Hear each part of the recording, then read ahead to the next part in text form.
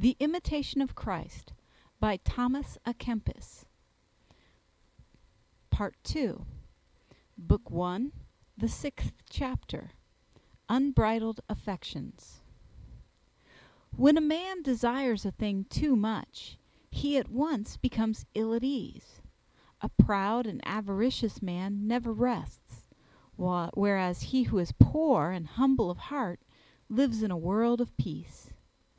An unmortified man is quickly tempted and overcome in small, trifling evils.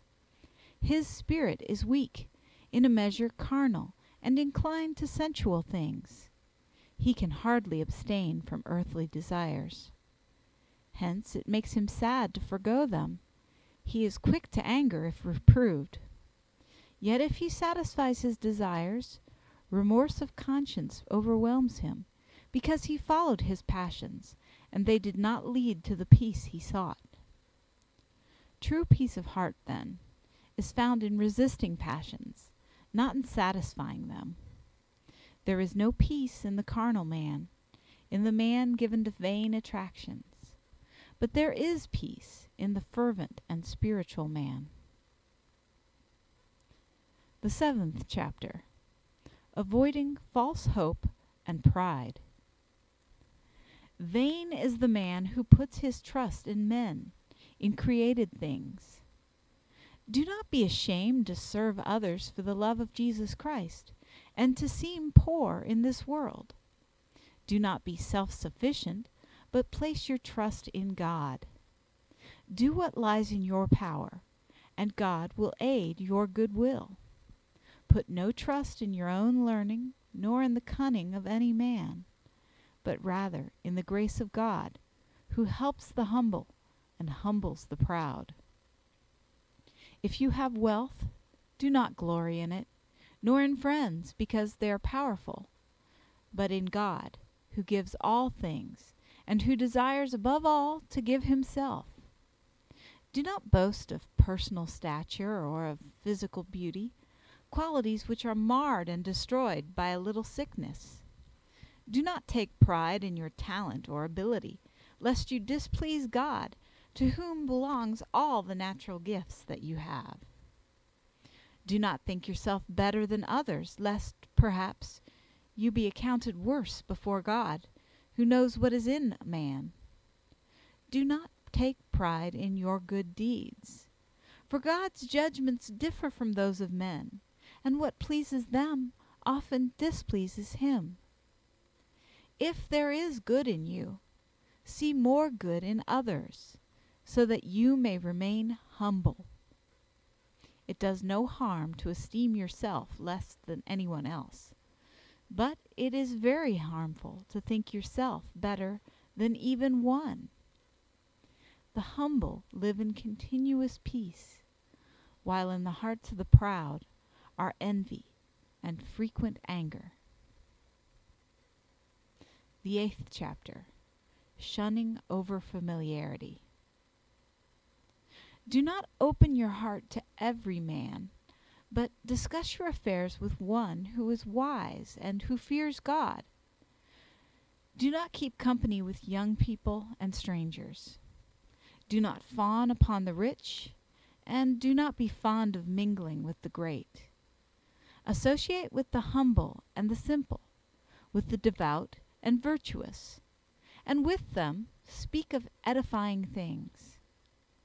Be not intimate with any woman, but generally commend all good women to God. Seek only the intimacy of God and of his angels, and avoid the notice of men. We ought to have charity for all men, but familiarity with all is not expedient. Sometimes it happens that a person enjoys a good reputation among those who do not know him, but at the same time is held in slight regard by those who do. Frequently we think we are pleasing others by our presence, and we begin rather to displease them by the faults they find in us.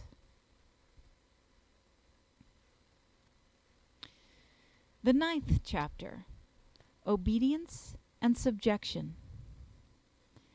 It is a very great thing to obey, to live under a superior and not be one's own master, for it is much safer to be subject than it is to command.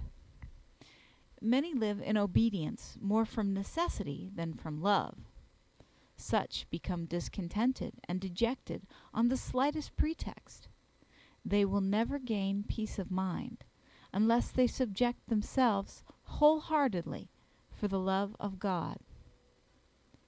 Go where you may, you will find no rest except in humble obedience to the rule of authority. Dreams of happiness expected from change and different places have deceived many. Everyone, it is true, wishes to do as he pleases and is attracted to those who agree with him. But if God be among us, we must at times give up our opinions for the blessings of peace. Furthermore, who is so wise that he can have full knowledge of everything? Do not trust too much in your own opinions, but be willing to listen to those of others. If, though your own be good, you accept another's opinion for love of God, you will gain much merit, for I have often heard that it is safer to listen to advice and take it than to give it. It may happen, too, that while one's own opinion may be good, refusal to agree with others when reason and occasion demand it is a sign of pride and obstinacy. The 10th chapter. Avoiding idle talk. Shun the gossip of men as much as possible, for discussion of worldly affairs, even though sincere, is a great distraction, inasmuch as we are quickly ensnared and captivated by vanity. Many a time I wish that I had held my peace and had not associated with men. Why, indeed, do we converse and gossip among ourselves when we so seldom part without a troubled conscience? We do so because we seek comfort from one another's conversation, and wish to ease the mind wearied by diverse thoughts. Hence we talk and think quite fondly of things we like very much, or of things we dislike intensely. But, sad to say, we often talk vainly and to no purpose, for this external pleasure effectively bars inward and divine consolation. Therefore, we must watch and pray, lest time pass idly. When the right and opportune moment comes for speaking, say something that will edify. Bad habits and indifference to spiritual progress do much to remove the guard from the tongue. Devout conversation on spiritual matters, on the contrary, is a great aid to spiritual progress, especially when persons of the same mind and spirit associate together in God. The 11th chapter. Acquiring peace and zeal for perfection. We should enjoy much peace if we did not concern ourselves with what others say and do, for these are no concern of ours. How can a man who meddles in affairs not his own, who seeks strange distractions, and who is little or seldom inwardly recollected, live long in peace? Blessed are the simple of heart, for they shall enjoy peace in abundance. Why were some of the saints so perfect and so given to contemplation? Because they tried to mortify entirely in themselves all earthly desires, and thus they were able to attach themselves to God with all their heart, and freely to concentrate their innermost thoughts. We are too occupied with our own whims and fancies, too taken up with passing things. Rarely do we completely conquer even one vice, and we are not inflamed with the desire to improve ourselves day by day. Hence, we remain cold and indifferent.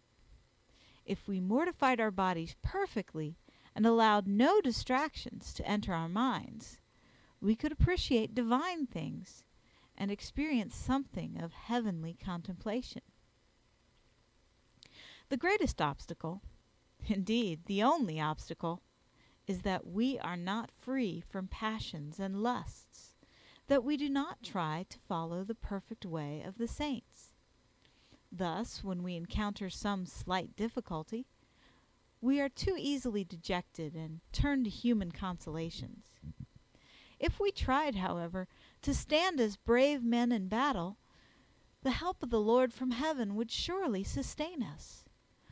For he who gives us the opportunity of fighting for victory is ready to help those who carry on and trust in his grace. If we let our progress in religious life depend on the observance of its externals alone, our devotion will quickly come to an end.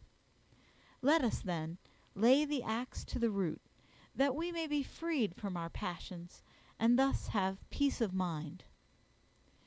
If we were to uproot only one vice every year, we should soon become perfect. The contrary, however, is often the case. We feel that we were better and purer in the first fervor of our conversion than we are after many years in the practice of our faith. Our fervor and progress ought to increase day by day, yet it is now considered noteworthy if a man can retain even a part of his first fervor. If we did a little violence to ourselves at the start, we should afterwards be able to do all things with ease and joy. It is hard to break old habits, but harder still to go against our will. If you do not overcome small, trifling things, how will you overcome the more difficult? Resist temptations in the beginning, and unlearn the evil habit, lest perhaps, little by little, it lead to a more evil one. If you but consider what peace a good life will bring to yourself, and what joy it will give to others, I think you will be more concerned about your spiritual progress. End of Part 2.